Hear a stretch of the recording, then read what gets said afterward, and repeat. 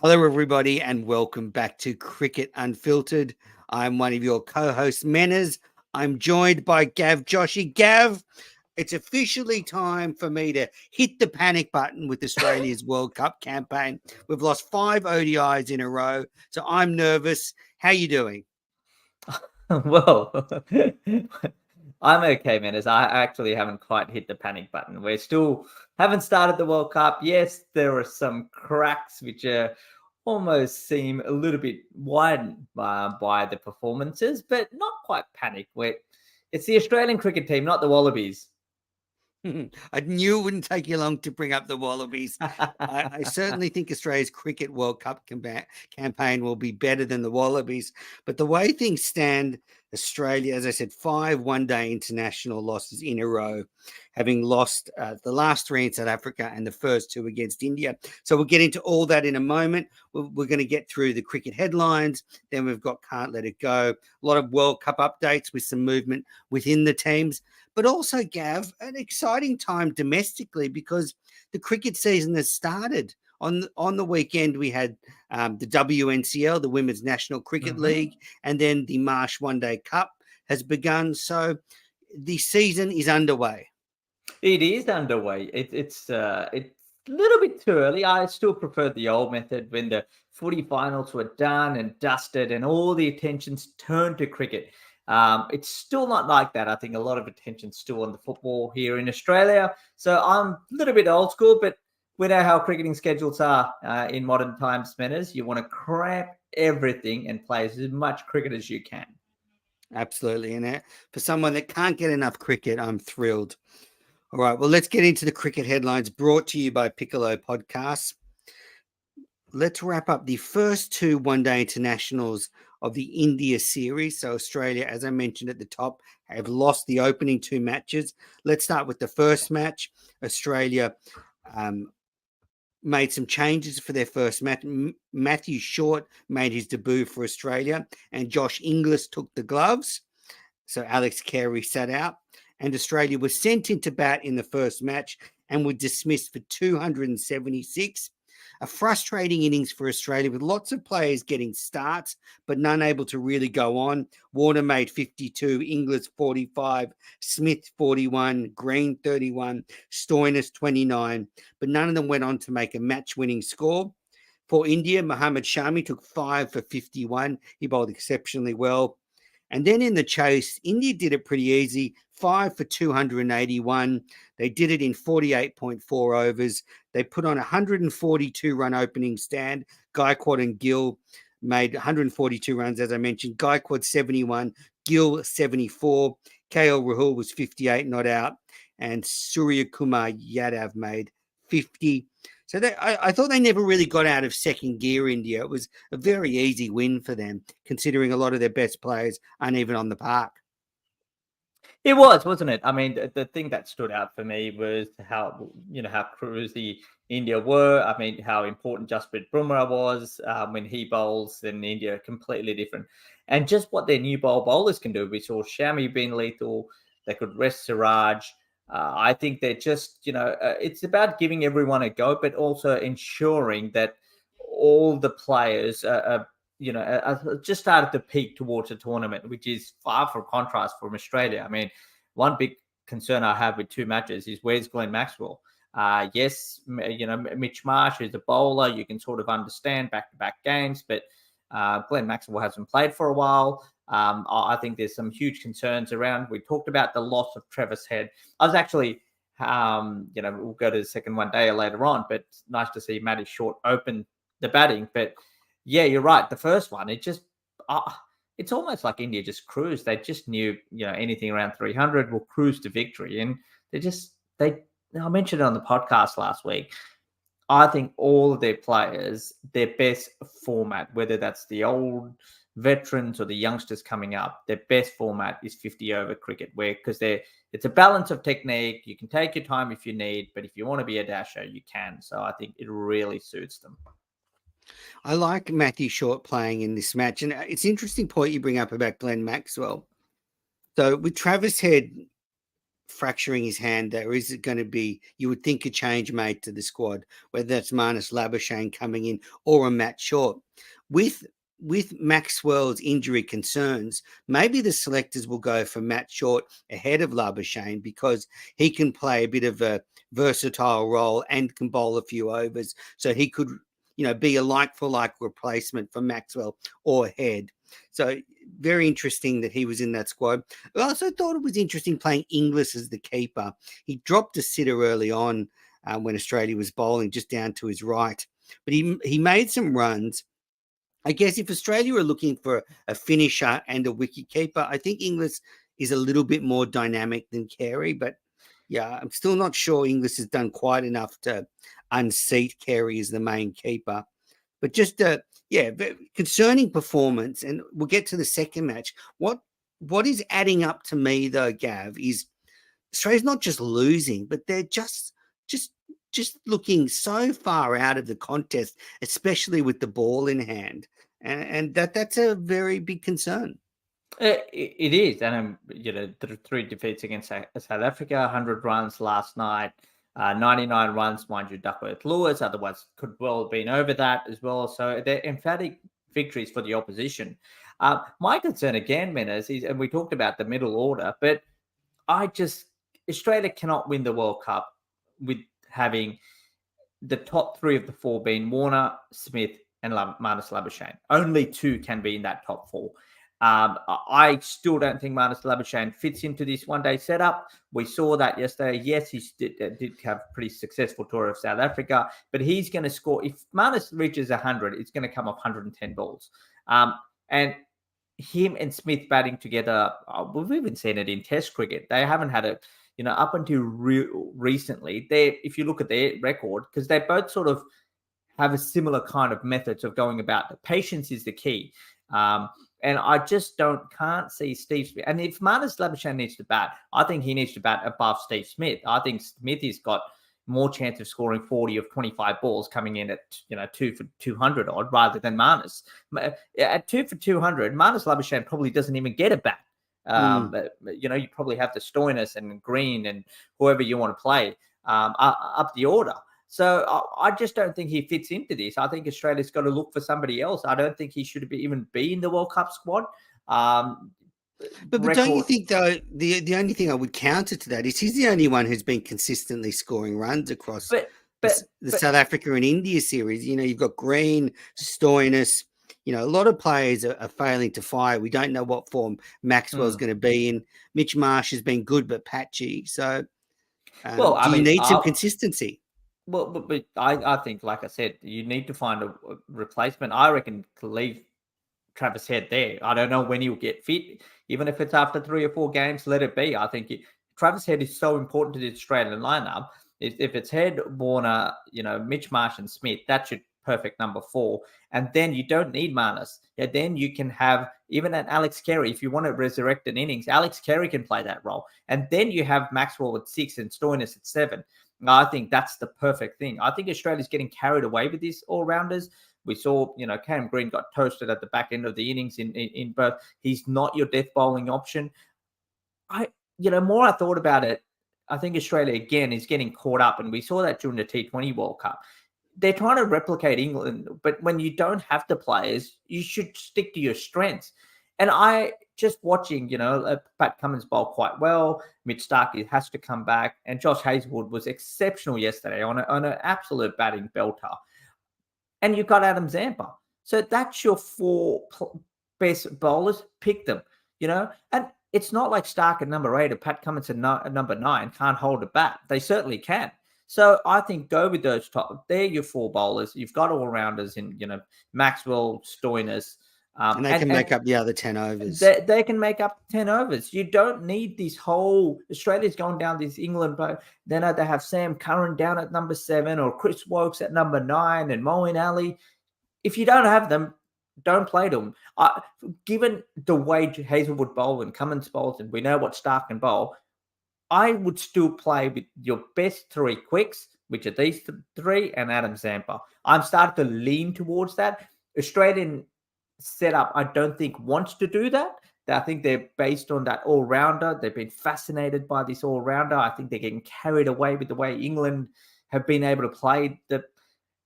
And it's too late for that. You had to build towards that. And I think Australia might have missed that window. So how do they change that? I'm not sure. And because once you have, well, man, it's the big thing is if you have these 3-4 out and, like outright top class bowlers, then even if you score 25, 30 runs, you're better off trying to defend that with high quality bowling attack than trying to go hammer and tongs and try score 325 and only end up with 280 and then not having, all-rounders trying to do your job.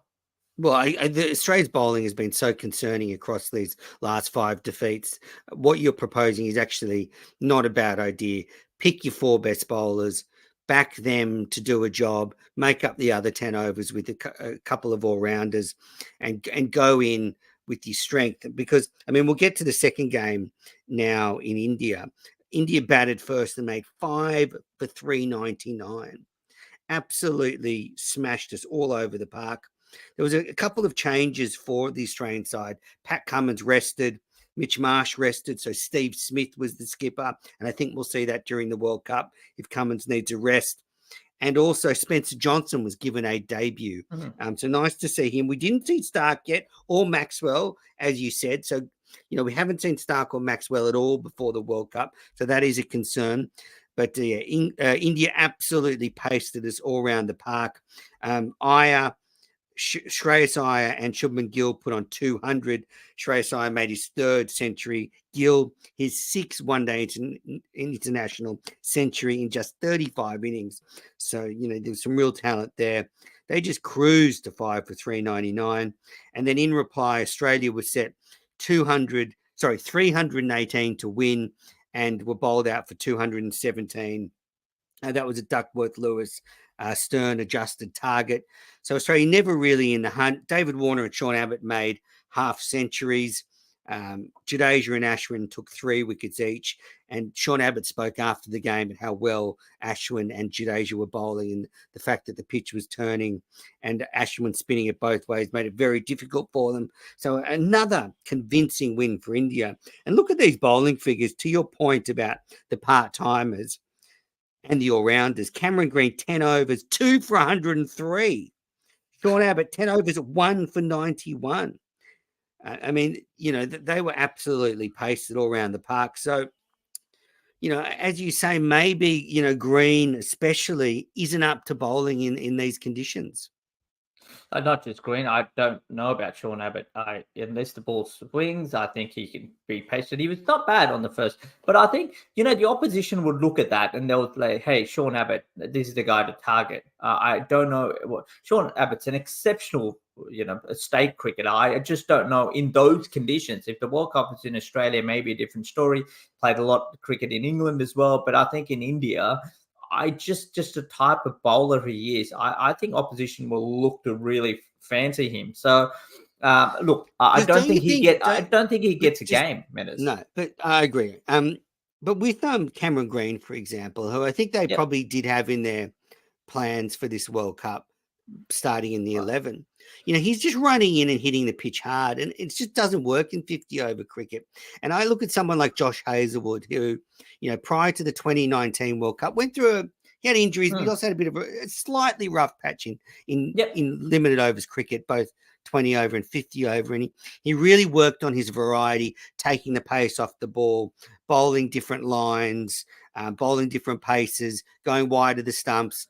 I just don't think Green has those deliveries in his arsenal at the moment, and they're just lining him up. And you're right, in India, where he's not getting the extra pace and bounce that he would in Australia, he's just cannon fodder. Yeah, Josh Hazlewood, I remember just after post-COVID when you were allowed to go outside and train and being at the Olympic Park, where he just spent close to a couple of weeks, and he was just, I recall just having a bit of a chat to him on the sidelines, and he said, "Well, I'm off to the IPL soon." I think it was the one that played in Dubai, which it was behind closed doors. And he said, "I would just worked on my variations, seam angles, wrist angles," and he just put in a lot of effort, and that's really transformed Josh Hazlewood. Cam Green probably hasn't had that time. He's been exposed to IPL, no doubt about that, but he's still very raw. And I think he's very a protected species, and he knows it in terms of his bowling action. He has had stress fractures, so all those things. I don't think that he knows his body that well. You look at Josh Hazlewood; he was able to do that at the age of 30, 31. Graham Green's 7 or 8 years younger. He's still trying to develop himself. So I think it's a big burden. I like I mentioned, he doesn't even have a good slower ball. Well, the only place I can see Graham Green playing in this team is actually opening the batting. But if he's going to open the batting, then I think it's asking too much. I think he'll just break down, because if he bats for the, say 25 overs, and then he's pretty much on the field for 75 overs, I think the sports scientists, they're going to have, sort of red flags popping up all over their screens, because that's not what you want to come from Graham Green, which then begs the question, what is he doing? I'm going to throw a name sort of out of the box a little bit at you, Minners. A dasher up the top with a bit of experience, right? You ready for this? What about if Travis Head is ruled out? What about Matty Wade? Oh, now you're talking my language. I mean, I'm a massive Matty Wade fan. I like him at the top of the order. He's still playing T20 international cricket for Australia. I don't think the selectors are thinking that, but no, I mean, I'd love to see him in there. You know my feelings about Matt Wade. He's nothing he can't do. So why did you suggest Wade? Well, I'm just thinking who could bat up the top and be dynamic, and I think Wade can. I mean, he's a bit you don't like Mitch Marsh up there with Warner? No, Mitch Marsh at 3. I like him at 3. I just think Steve Smith is a 4. Because if Steve Smith's a 3, who's a 4? I don't think Australia have a number 4. I don't think Australia probably, number 5. Want to be a Stoinis or a Maxwell in there? Well, the other option is get Stoinis to open the batting. Can he becomes and then put Marsh down at 4? Well, no, Marsh still remains at 3. I think Australia's so Marsh at 3, Smith at 4, Smith at Carey 4, at 5, Carey at 5. You got Maxwell at 6, and then whoever your all-rounder is. Whoever the other all-rounder. Or if you want to strengthen the batting, I think Ashton Agar is good enough to bat at number 7 even. But yeah, I think there's just... Yeah, I think they're just somewhere. They're trying to fill in the gap. It's almost... and I think that the problem Australia has is Maxwell hasn't played a lot. As we pointed out, Alex Carey is a middle order, but I just think they're missing that one other middle order player. I mean, there's too many unanswered questions. I mean, the World Cup starts in 10 days. They should know this by now. Well, that's why. I mean, I don't mind Matty Short, given a chance, but why not Matthew Wade? I mean, what can't Matthew Wade do? Then you probably don't have to. You probably didn't have to, take an Inglis there. He becomes your backup person, and why not? I mean, you look at Australia when they won the T20 World Cup in Dubai, Matty Wade was there. So I might be thinking radically, and it's probably not on the selectors, I like it though. But I mean, I'm the head of the Matt Wade fan club. Yeah, I don't know why he's not even considered. And you can't say they want a left-hand, right-hand combo, because Warner and Head were always going to open the batting. So why not Travis? Why not Matty Wade? All right, so Australia 2-0 down in the series against India, lost that series and plummeting towards a diabolical World Cup campaign, in my opinion. All right, now I've got a couple of questions for you. You said before that you would take Travis Head injured to the World Cup. I think that is completely ridiculous. His hand is badly broken. He's probably going to miss at least the first half of the World Cup. It's a 9-game tournament. You only allowed 15 players. I think it would be folly for Australia to go in with 14 fit players. I think if they need to pick a 15-man player squad, then if someone gets injured and Head is right, maybe they can bring him back in. But I think bringing Head in mid-tournament with no match practice coming off injury is ridiculous. I think they're going to need all the options that they can muster. So I think they have to, unfortunately, draw a line through Travis Head, which is a shame. But I just don't think they can afford, especially the way we're playing, that they'll need all the options on the table. But they haven't even got the right options. That's my thing. So you might as well trust Wade. I mean, Australia's first game is still 14. So you think you should take Head? You think they should take Head? Yeah, I think. Well, he's he's been back for about 8 days now. So they reckon, he could be back playing around that 15th of October, which is still 3 weeks away. So that will give him about a 5 weeks recovery. Australia's probably only have to have 2 games in that instance. And then we'll see where it goes. Because if he comes back, and I guess the downside, is, as you rightfully mentioned, is with a broken hand, he's not going to be able to bat. So he's going to be very rusty. But hopefully by then, Glenn Maxwell plays. And there's a bit of boost down the bottom. I think that's a bigger issue for Australia. Like, it's been 2.5 months since Glenn Maxwell played a game. I haven't had many confirmations on how long he's batted. At least Mitchell Starc has been bowling in the nets in India, but I haven't had any confirmations, and none of my sources have told me about Glenn Maxwell having a decent hit out in the nets. I could be completely wrong, but that's my big thing, because I think Australia needs a really good World Cup from Glenn Maxwell, and right now it feels like I don't know, is he going to play the first game? Is he going to play in the third? I think he needs to start playing games. Oh, spot on. As I said, this is one of the concerns and one of the unanswered questions. I mean, when Australia won the World Cup in 2015, Glenn Maxwell had a strong World Cup down the order. He was able to ice a lot of the Australia batting innings. They played a bit of a classical game, set the foundation, and then Maxwell was able to come in and profit from the good starts. And the way Australia's shaping up, they're going to need his ability and experience in these conditions, because a lot of the other players wouldn't fill you with much confidence.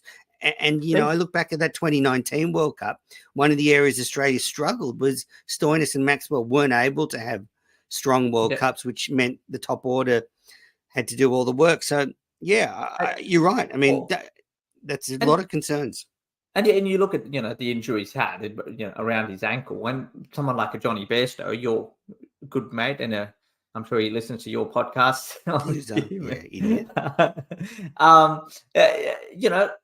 He's talked about how after his fall about the ankle and how it's limited him. It's taken him so long to get back. And Glenn Maxwell's had a similar kind of injury, maybe not to the extent as Bairstow, but he's talked about how difficult it has been for him. So clearly, the fact that Maxwell hasn't played for 2.5 months, hasn't had any game scenarios, that it's a concern that he might not be able to find his best form. And if he doesn't, then Australia is going to struggle.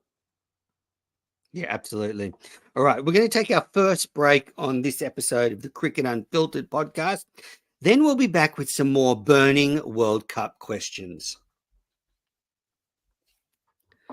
You're listening to the Cricket Unfiltered podcast. I'm Manners. I'm with Gav Joshi. We're motoring through the cricket headlines, and not good listening for Australian cricket fans because they're having a bit of a poor run of form heading into the World Cup. Now, you mentioned before about Australia's fast bowlers, and Gav, you said maybe Australia should play all 3 of them. That's Hazlewood, Starc, and Cummins. So the way it is at the moment, Hazlewood is the number 2 ranked 50-over bowler in the world. Mitchell Starc is 6th rank in the world, and Pat Cummins is the 22nd ranked ODI fast bowler in the world.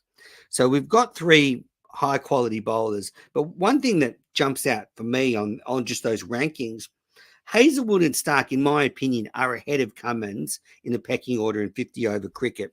If I look at their records, Pat Cummins, 76 games, 125 wickets, average of just under 28, economy 5.2.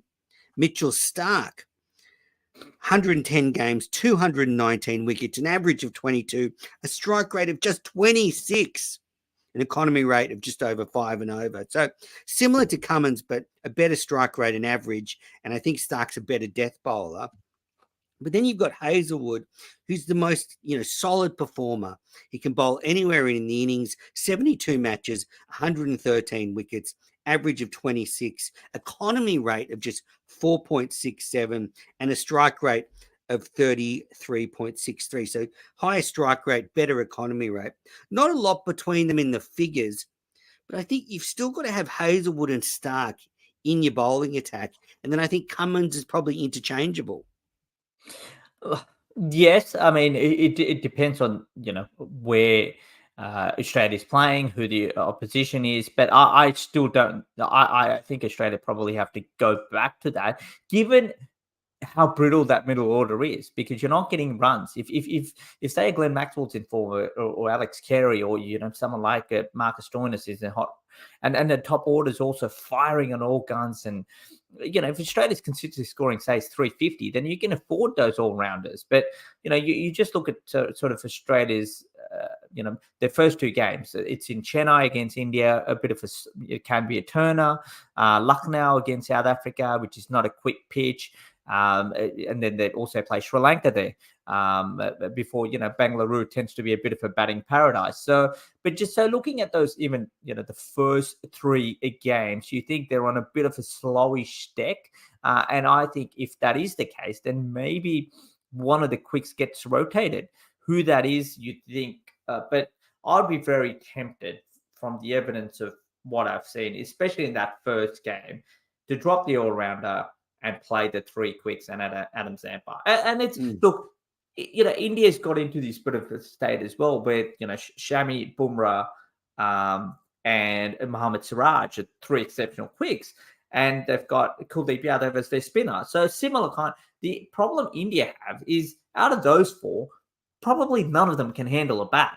While here, you still got Stark at number 8. You're still convinced, You're still convinced with Pat Cummins at number 9. So this whole infatuations of having these all-rounders, I think for the first game, Australia should just go back to the drawing board, play their 4 best bowlers, which are those, and then, you've still got 2 bowling options. And if Matt Short or whoever comes in, then they can play those two the part-timers can bowl those total of 10 overs. Well, they might have to. And judging by the way 50-over cricket's going in the last couple of years, it is no doubt becoming a bit more like T20 cricket. That there are patches where batters will play T20 cricket, and you have to be adept at countering that. The first 10 overs and the last 10 overs, they seem to play like T20 cricket now. And then in the middle, there's a bit more finessing and there's a bit more ebb and flow. But, you have to be on your game. And we've seen Australian part-timers in South Africa and India just don't have the artillery to counter when the batters are going very, very hard. And Sean Abbott, after the match, the second match, he was sort of had his hands up and was just saying, we had really no answers with the ball and we couldn't pick them when we were batting. So we were in a tough spot. So not a lot of confidence there. All right, bit of cricket news around the World Cup I want to update the listeners on, Gav. So bad news for South African fans. Anrich Nortje and Sisanda Magala have been ruled out of the World Cup, and Fulawar Kayo and Lizard Williams have been included as replacements in the squad. So a bit of a blow, especially Nortje, Gav. He was a bit of an ace for them. He was, and just raw pace. You can't supplement, raw pace. And a lot of IPL experience. Him and Rabada bowling those death overs, phenomenal. It's disappointing because I've slightly changed my opinion a little bit about South Africa when I did a bit of research about and just watching Henrik Klaasen. We know what he did to Australia, but even like the Markrams and Van der Dussen, who I think he's got a phenomenal batting average. I think in his mid-40s and tends to score runs. So you never know with South Africa. They've got match winners. What I like about South Africa, they've got some real match winners. Quinton de Kock could win a couple of matches. Absolutely. All right, next bit of news. He's a big loss. Big loss. Next bit of news. Sri Lanka may lose Hasaranga, their leg spinning all-rounder. He has a hamstring injury, and that is a big loss if he's ruled out for Sri Lanka. He plays in the IPL, knows the conditions, and a big loss. Well, I think, Rashid Khan, Hasaranga, and I think Adam Zampa and Adil Rashid, they're 4 people you just want to watch. And I think if he's not there, and it's a hamstring injury, you always worry about the soft tissue injuries because, the recovery time can vary so much. While someone like, Travis Head, the bone will heal. And sometimes you can take a bit of a chance with a broken bone rather than a soft tissue injury. So that could be pivotal. You can, and he could hit the ball hard as well, lower down the order. So it could be catastrophic for Sri Lanka if he's out. Absolutely. Hassan Ali has replaced Nazim Shah in the Pakistan squad. We said Nazim Shah was injured last week. Well, he's been replaced by Hassan Ali, who has some of the best wicket celebrations going around in cricket. So I'm glad to see him in the Pakistan squad. Also, a bit of news out of the. Sorry, go on. Isn't he the man that Pakistan blames for losing that T20 World Cup when he dropped Matty Wade out the deep mid-wicket boundary? Absolutely. Visa. There's been some visa delays for Pakistan. I don't know if you caught this news. So Pakistan were not able to travel to Dubai, and instead have been delayed waiting for their visas to go to India. They're the only team that didn't have their visas. And this happened to Australia when Usman Khawaja got his visa a bit late. What's behind that, do you think, Gav? Just, everyone's quite aware about the political world. You can call them tensions, and there's always been a little bit of that between India and Pakistan. I got a text message from a couple of journalists, Pakistan journalists as well, who are yet to get their visas for the World Cup as well. So it's just not affecting the cricketers. It's some of the other people who want to cover this beautiful game of cricket. So, I think eventually it takes a little bit of time, but I think once the documentation is provided, I think it'll be okay. But certainly, it's not what you want to have running into a World Cup, have visa problems and having to change your schedule, because, it's a professional era. Teams are mapping out on, from dietitians to, strength and conditioning coach to match preparation and how many hours you want to train and condition. So, yeah, it's a little bit of a setback, but I'm sure, Pakistan will be in India and they'll be participating in this World Cup. Well, absolutely, because the BCCI wants the TV revenue from the blockbuster match between India and Pakistan. All right, now a bit more of a chat about the World Cup, Gav. I've sort of been thinking all weekend about who I think will make up the top four. So, 10 teams, they all play each other once, and then there'll be top four at the end of it. So I'm going to give you my top four at the moment, and then I'm going to you can tell me where you think I've gone wrong. So I think India, England, and Pakistan, I think, will qualify. So that's my top three. I think they're locks. Pakistan's a bit of a wild card because I think it's going to be a tough tour for them in India, but I still think they're going to do really well. Then I think I've got New Zealand and South Africa ahead of Australia. So I don't think Australia's going to make the semi-finals. I think they won't be far away. I think they'll be in that fifth or sixth position. But as I said, India, England, Pakistan, then I think New Zealand or South Africa will sneak through and Australia will be left on the sidelines. Do you agree? I think India and England are the only ones we're looking at are probably guaranteed. I mean, India's got the form, the record, they're playing at home. England, we're basing it on what's happened in the past, and we're going a lot on England on what's on a piece of paper. But let's not forget, even when they were favourites in 2019 World Cup, came to a bit of a knockout. They lost that famous game against, I think, Sri Lanka and Leeds, and suddenly their bowling's not as strong as it was last World Cup. That's my concern with England. Their fast bowling isn't as strong. Yeah, but I think the spinners and that being able to hit your way out of trouble is going to work. I think people know what's coming from England. I think there's enough depth there, but so I think India right now, if you ask me, we're still a couple of weeks going in. Given what we've seen in the Asia Cup, I think Bumrah coming back. That's so I think India definitely will make it. England, we're still basing it, they will make it. I'm thinking, but it's still a lot on what's going on paper. I think they can still beat plenty of teams. So I think England. Yep. So those two are the only guarantees. I think there's a lot of. You said Pakistan. I'm still not convinced about Pakistan. Sri Lanka can topple them. Australia can topple them. I think I'm still not quite convinced about Pakistan yet. I think there's still a question mark about their spin bowling. And I don't know about their 5, 6, and 7. I know Babar Azam and Rizwan will score runs, but I think they're a little bit like, I think Australia's slightly ahead of Pakistan, to be honest. Interesting. Yeah, but that's off now.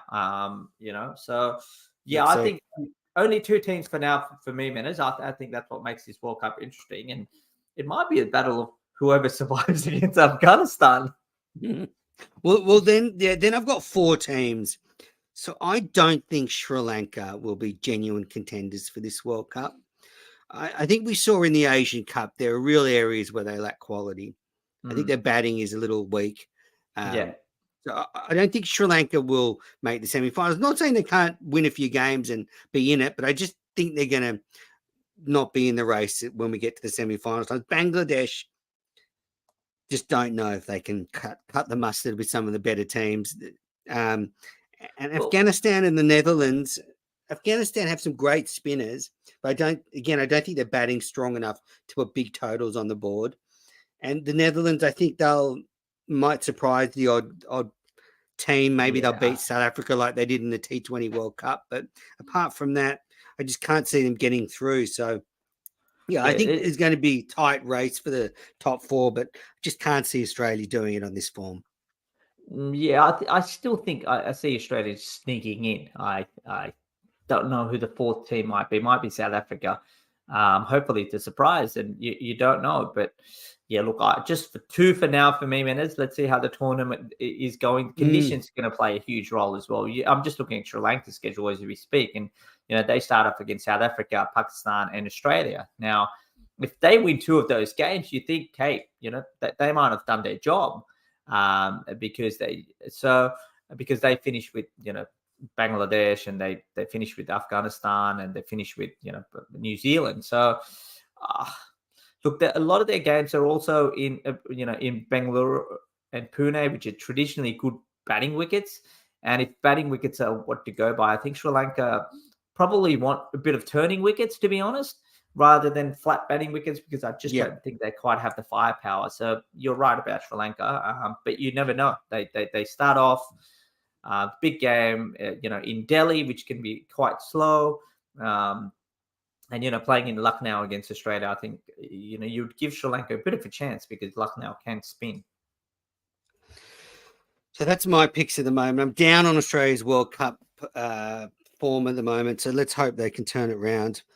Now, Dan Cherney from News Corp is reporting that during this World Cup, if a player is tested positive for COVID-19, they'll have to isolate for 7 days in a hotel room, which is under Indian health regulations. So there's no random testing, but that could be a bit of a blow. So I would say the players have to be pretty smart during this World Cup, keep themselves healthy, keep themselves, isolated a little bit, and try and stay COVID free, because, you would, for Australia, for example, if there's a few players, if you lost a Stark or a Smith or a Warner for a week, that could be the end of your campaign, the way they're playing. Well, you can, take that across all the teams. As far as I know, testing's not mandatory. So if we come into semi-finals and if somebody's a little bit sick, maybe that's what I'm saying. No, there's no mandatory or random testing. Yeah, so just maybe a test is going to be done behind closed doors, and maybe that player gets isolated within his hotel room. And I mean, we've had players play the game now who've been positive across different formats. So yeah, I wouldn't look like that. There might be a thing, but teams are going to manage their players, and if it's just a bit of a cold for a couple of days, they're probably getting locked in their own rooms, and I don't think that information is probably getting out anywhere to isolate the player for 7 days. Absolutely. I agree with you. They'll have to be very smart the way they play that one. All right. So moving on from the World Cup, Gab, some very interesting news emerged during the week. And listeners to this podcast will know we've talked a lot about the rise of franchise cricket and how this could impact on national teams, national cricket, international test cricket. And England have made the first steps to counter this. And this was something that's been mentioned in Australia by some of the players, and that is to offer their players multi-year contracts. And normally in Australia and England, contracts were done on a year-on-year basis. Yep.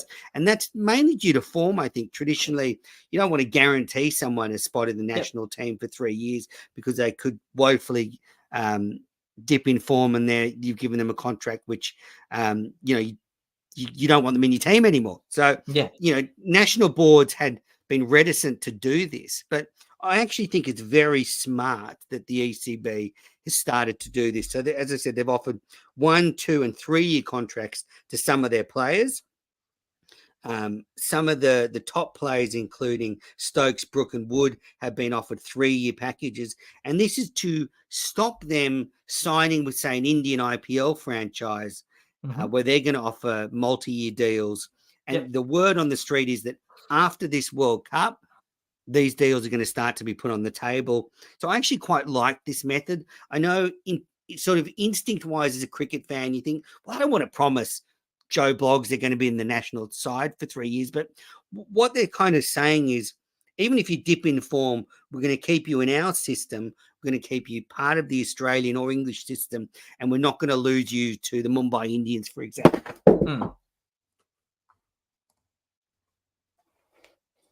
So what do you think? Absolutely. Look, I think it depends on who these contracts are offered to. I mean, you know, what stage of career a player is at. Like, I look at Cam Green, a perfect example. You know, he's you probably want to keep him in that Australian system because, you know, you want him to play all 3 formats potentially. I think the contracts in future are probably going to be set out in a manner that it's going to be based on the format you play as well. So Cricket Australia might set out a contract for 1 year or 3 years where you get Cam Green to almost say, yes, I will be available for every sort of, you know, red ball format for Australia, or could be just a white ball format, could be for, you know, someone like a Warner or a Maxwell.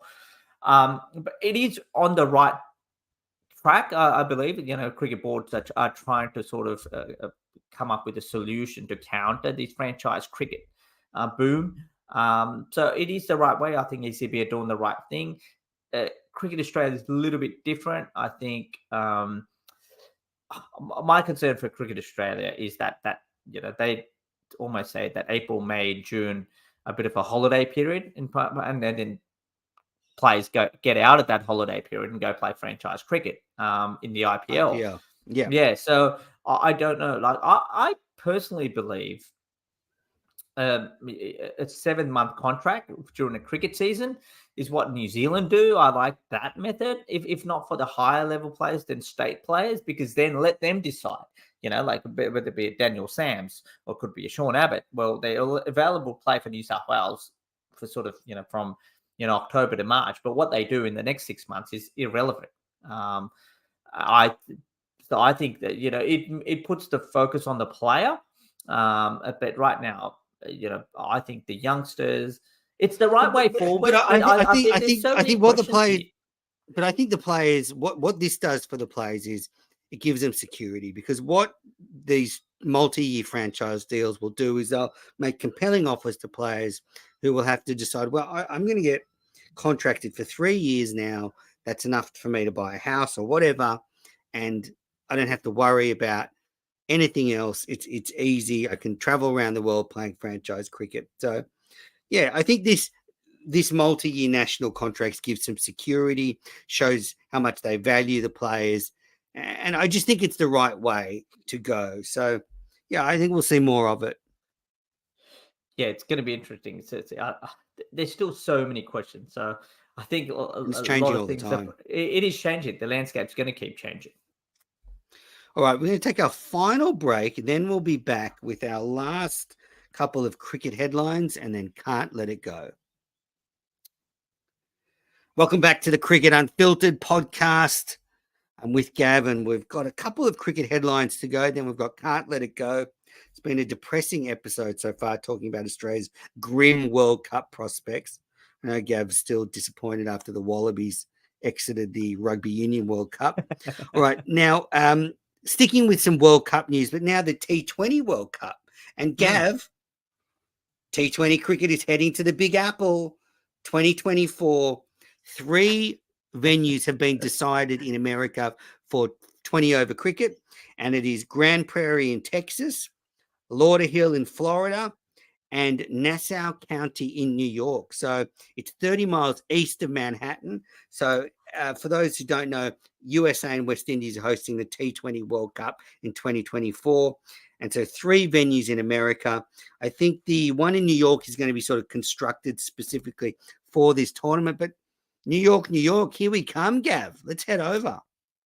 How close is that to your apartment in Manhattan? I don't know about Steve Smith's going to be, he's got an apartment in Manhattan, I think, so he'll be fine just to jet out to New York. But I mean, that's great. I mean, fantastic that they're taking the World Cup to Yep. America. I think, Well, there was talk that maybe they'd play in North Carolina where they played some of the Major League Championship, but I actually think it's good going to New York. I mean, it's, a landmark city in the world. Take T20 cricket there. I think the stadium's going to seat 34,000 people. There's a ton of expats in New York, so can't wait. Yeah, I think that they estimate, like the South Asian or the Asian community in America is close to about, so 25 million people. So that's as big as Australia. So, and a lot have been there for a while. America's pretty well connected in terms of airspace and air travel. So, and Dallas is the hotbed. A lot of sort of, IT companies are there.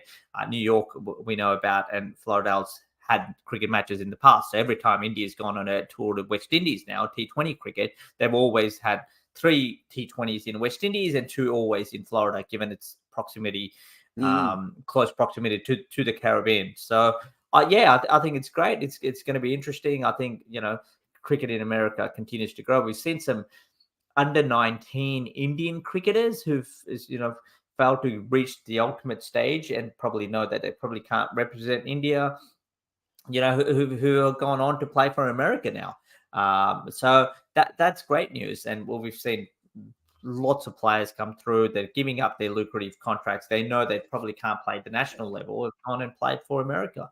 So I think America cricket is getting strong, and you'll get up like the crowds are going to be phenomenal. We need to get a sponsor who can send us over to cover the World Cup in the US.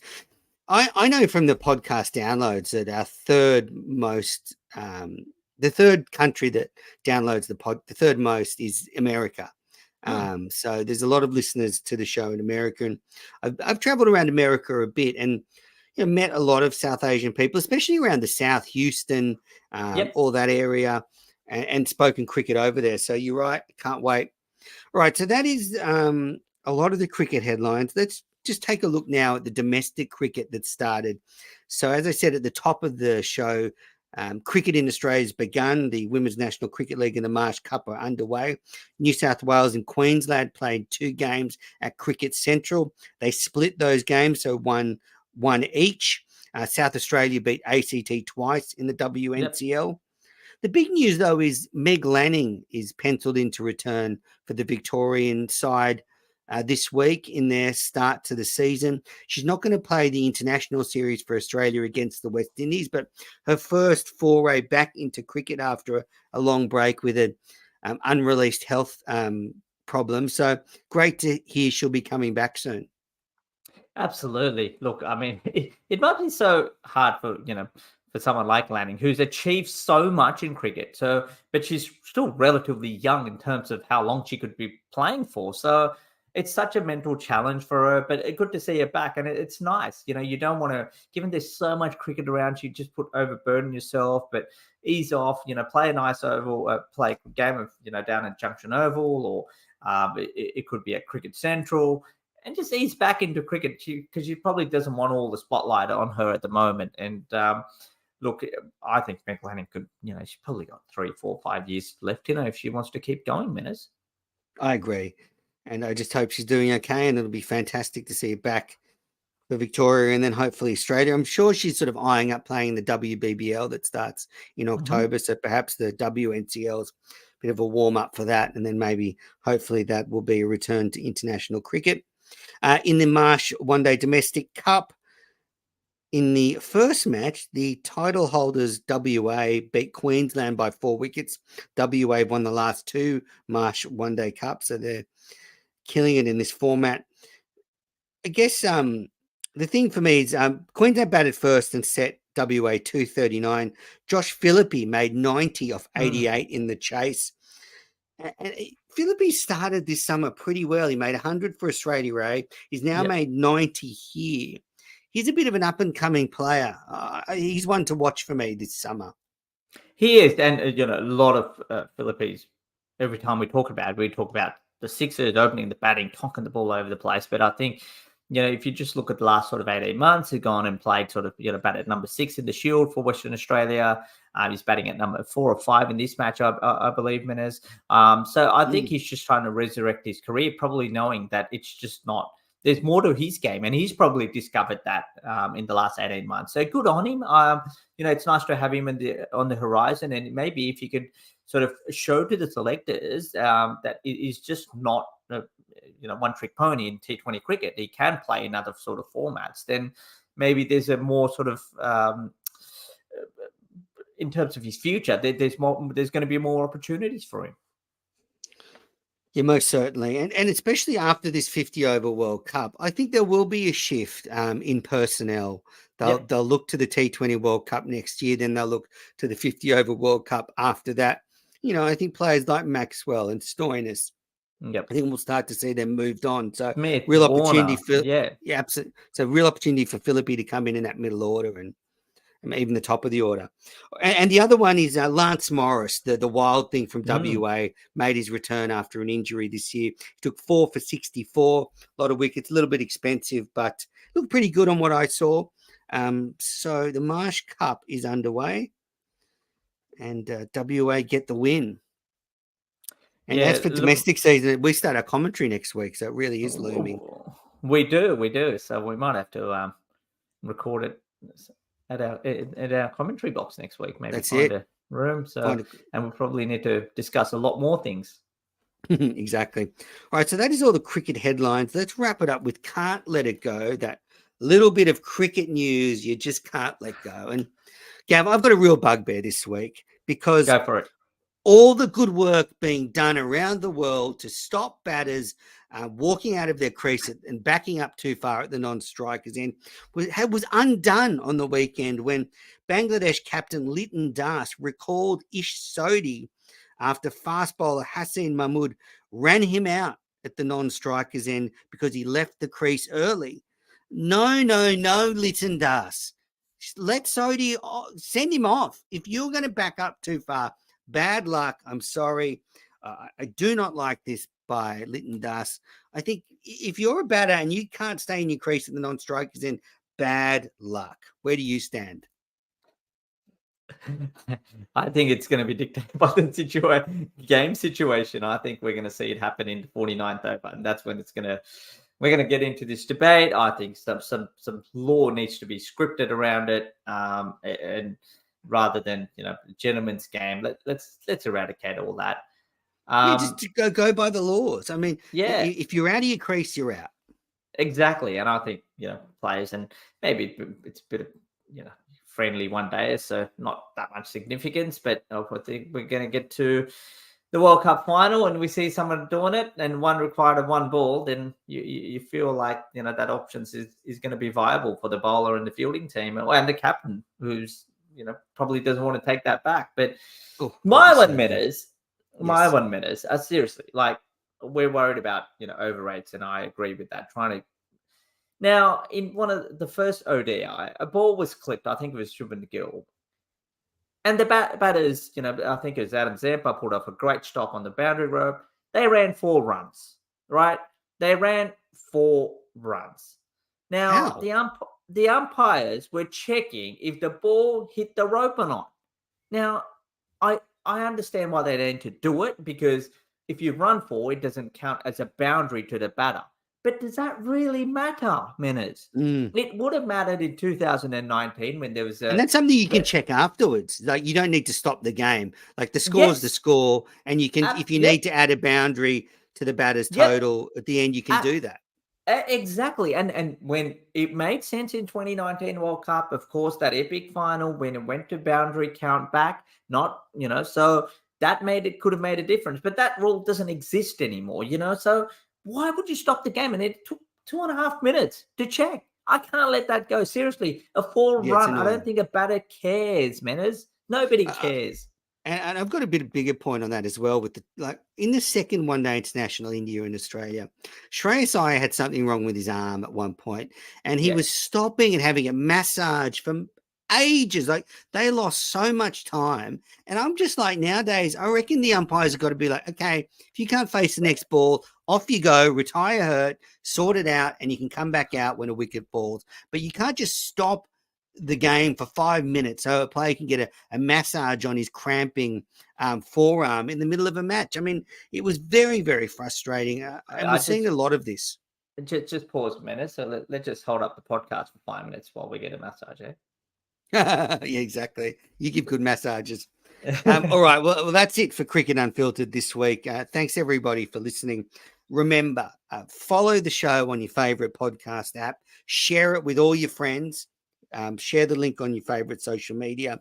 If you can rate the show on Apple or Spotify, please do that. If you leave a review on Apple, I will read them out on the show, good or bad. So leave a review. We're on Twitter and Instagram at Oz Cricket Pod, AUS Cricket Pod. We're also on TikTok as Cricket Unfiltered. I've been putting up lots of clips of the show on social media. If you want to become a valued patron of the show, you can head to Patreon, and that link is in the episode notes.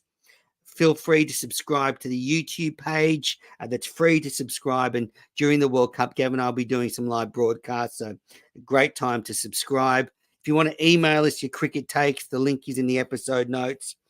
And also, there's lots of great interviews on the podcast app. So just put in Mena's Masterclass and lots of timeless interviews from the off season. Gav, where can the listeners connect with you? Of course, on the Cricket Unfiltered, I have been sending the odd tweet here and there, Menas. But yeah, there's a few radio stations have been calling up and getting my opinion on cricket, which is always nice. And there's probably some big things happening around the World Cup as well. But I'll keep the listeners updated. Well, thanks everybody for listening to Cricket Unfiltered. Maybe we'll be back later this week with another episode. If not, next week on the eve of the World Cup, Gavin and I will sink our teeth into the form of these teams, update you with all the injuries and form changes. So thanks for listening. Thanks, Gav, and we'll